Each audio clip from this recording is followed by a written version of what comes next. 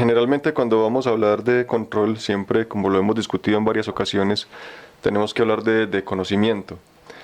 Siempre que uno pueda conocer algo, lo pueda controlar mejor. En nuestro caso, el conocimiento está representado pues, por algo que llamamos función de transferencia. Inicialmente en automatización 1 aplicamos principios de física para encontrar funciones de transferencia. Esto nos permitía encontrar un comportamiento, se podría decir, muy aproximado o, digámoslo, exacto, digamos muy aproximado acerca de cómo se comporta un sistema en la vida real o en el mundo real. De cierta manera, pues uno obtener un comportamiento aplicando leyes físicas de cualquier mecanismo puede ser un trabajo engorroso y puede ser bastante complejo y demorado. Existen, a pesar de que uno puede, digamos, aquí tener un comportamiento exacto, aquí se van a tener muchas dinámicas que podrían ser no dominantes. Esos comportamientos no dominantes pues a veces no son tan relevantes y a veces lo que uno tiene que hacer es analizar el comportamiento dominante. Básicamente lo que hacíamos con Ziegler-Nichols al final de la asignatura de automatización 1 era tratar de capturar esas comportamientos más dominantes, aunque todavía pues habían ciertos inconvenientes, de eso vamos a hablar más adelante. Pero cuando uno está, digamos, en un proyecto, puede ser, digamos, en una empresa, generalmente no tiene el tiempo suficiente como para hacer un análisis aplicando leyes físicas.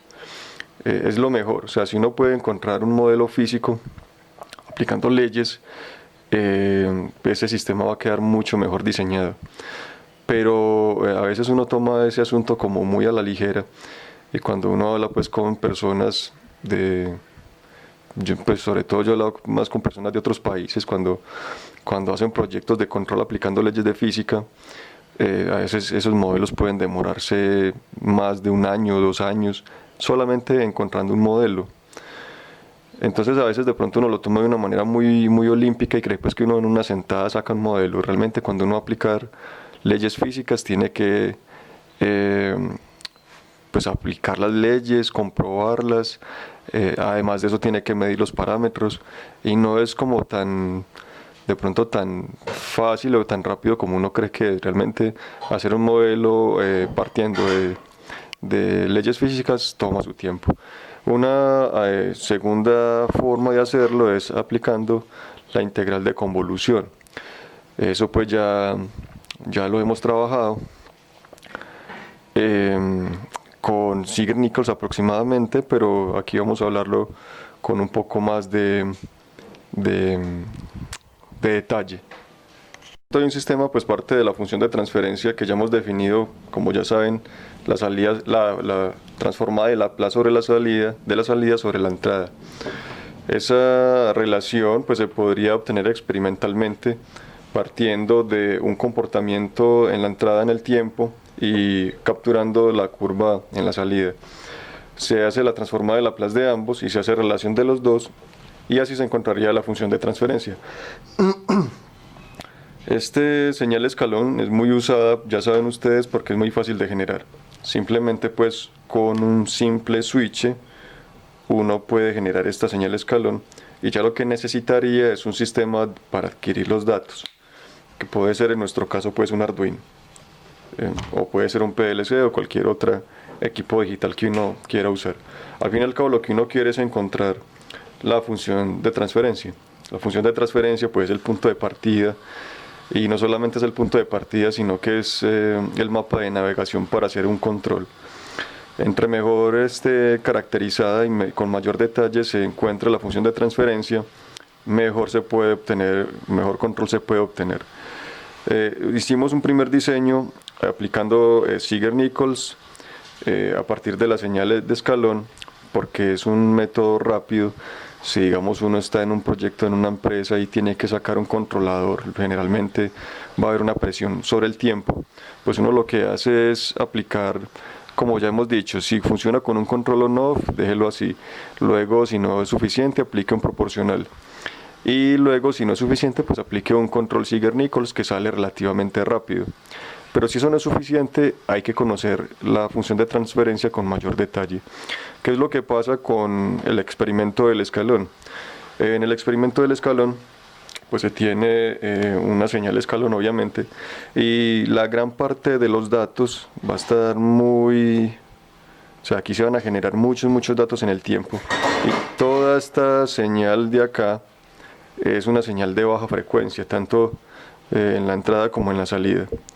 Entonces estas señales, todos estos datos, esto se puede ir hasta infinito, pues, por lo menos teóricamente. Todos estos datos que se están tomando son los que se usan para hacer la aproximación de la función de transferencia. Y las señales de alta frecuencia están en este punto, estarían pues muy cercanos al cero. ¿Qué pasa en la frecuencia? En la frecuencia ustedes saben que es al contrario. Aquí el tiempo tiende a infinito, se podría decir algo así como el teorema del valor inicial y el teorema del valor final. Cuando t tiende a infinito, pues en la frecuencia tendemos a cero, es decir, cuando estamos tomando todos estos datos, estamos teniendo una buena información, muy buena información de los datos a baja frecuencia. Pero lo que va pasando en alta frecuencia no se conoce muy bien porque digamos que aparte que se requeriría un equipo con un ancho de banda muy grande para capturar aquí la mayor parte de las frecuencias que se dan, realmente no existe mucha información al respecto en las altas frecuencias. Las altas frecuencias están todas resumidas aquí y no se alcanzan a visualizar muy bien. Para cambiar esa perspectiva, uno lo que tiene que hacer pues inicialmente es cambiar de señal de entrada. Entonces, para poder analizar con mayor exactitud qué pasa con diferentes frecuencias, pues lo que hace uno es ponerle la frecuencia que uno quiere analizar y observa qué pasa en la salida. Igual aquí tenemos lo mismo, un RDS y aquí tenemos un YDS. Ya con entradas de tipo sinusoidal, uno puede sintonizar una frecuencia y con esa frecuencia uno puede pasar a analizar qué es lo que ocurre con la salida. Hay algo muy particular con las señales sinusoidales en los sistemas lineales y es que cuando yo le meto una señal sinusoidal a un sistema lineal, la salida es otra sinusoidal. Eso pasa en los sistemas lineales que cumplen homogeneidad y superposición. Si yo le entro una sinusoidal y sale una sinusoidal, ¿qué es lo que cambia? Pues ya ustedes saben que si yo le entro una sinusoidal a un sistema cualquiera y si obtengo una salida sinusoidal, pues pueden cambiar básicamente dos cosas. Primero, la amplitud puede ser más baja o más alta que la inicial. Y segundo, la fase. Entonces va a cambiar, en primer lugar, la relación de amplitudes y también va a cambiar lo que se conoce como la fase.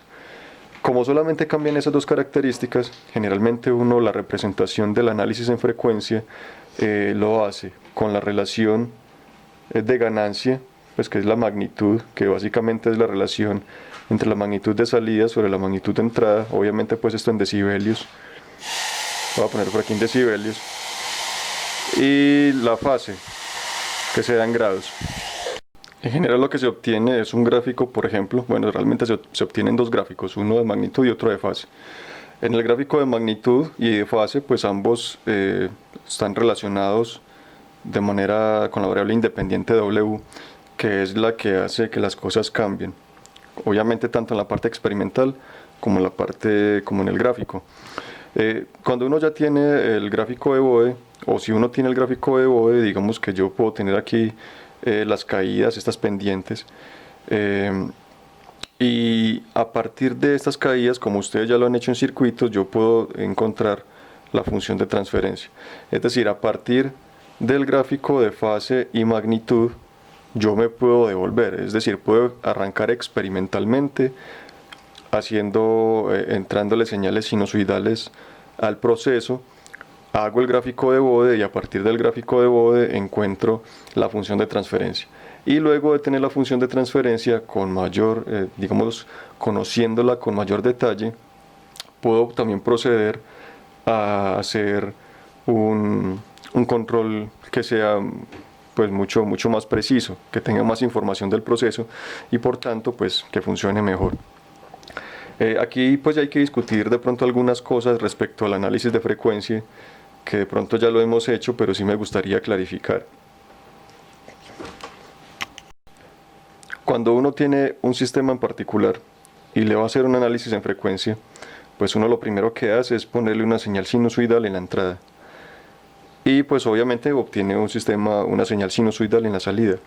Sin embargo, como ya hemos visto, generalmente el comportamiento dominante se da en función de dos características, una exponencial y otra sinusoidal. Generalmente cuando uno tiene un sistema, pues el sistema no va a dar de una sinusoidal, sino que él puede dar, por ejemplo, algo como esto, como una sinusoidal, y luego, o sea, digamos que luego de un tiempo se vuelve sinusoidal pura, pero en el transitorio, en el tiempo transitorio, él se comporta como una sinusoidal, pero hay una exponencial que la va modificando. Esto es mientras él va estabilizando pues sus cargas internas y todo eso. Y en el estacionario,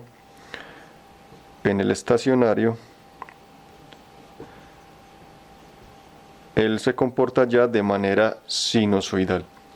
Entonces, realmente cuando estamos haciendo el análisis en la práctica no vamos a obtener de una señal sinusoidal, sino que vamos a tener una señal de este tipo. O sea que vamos a tener básicamente una exponencial decreciente con una parte real.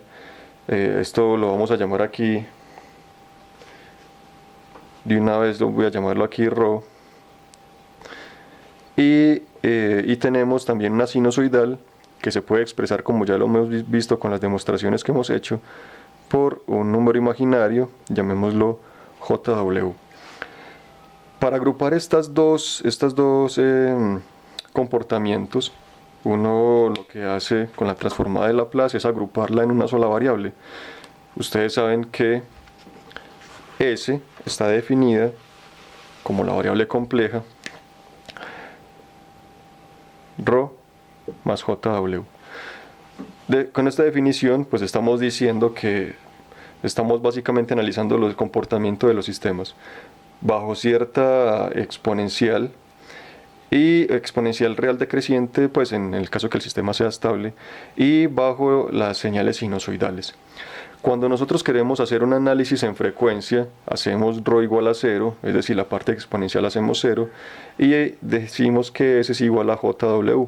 De esa manera estamos suponiendo que el sistema que estamos analizando solamente se le están ingresando señales sinusoidales, y por tanto estamos analizando el estacionario de la señal sinusoidal.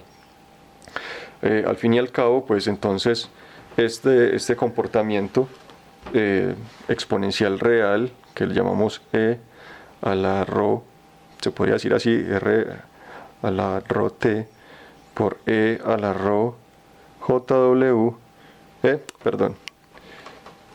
a la JW por T, se podría expresar como E a la ρ más JW por T, y a esto es a lo que básicamente llegamos con la transformada de Laplace. La transformada de Laplace lo que hace es, como quien dice, empaquetarnos ambos comportamientos exponencial y sinusoidal en una sola variable. Hay además otra cosa que me gustaría en la que me gustaría hacer énfasis, y es que agregar esta variable imaginaria, el componente imaginario del número complejo, pues nos sirve para hacer un vector independiente de los dos análisis. ¿Cómo así? O sea, yo puedo tener una parte real A y la parte imaginaria B por J. Si esto es una señal sinusoidal o esto es cualquier cosa, pues ustedes se dan cuenta que esto es como un vector, y estos dos valores son independientes. Por ejemplo, ustedes no pueden sumar el vector unitario U sub x con el vector unitario sub y, si recuerdan de álgebra lineal.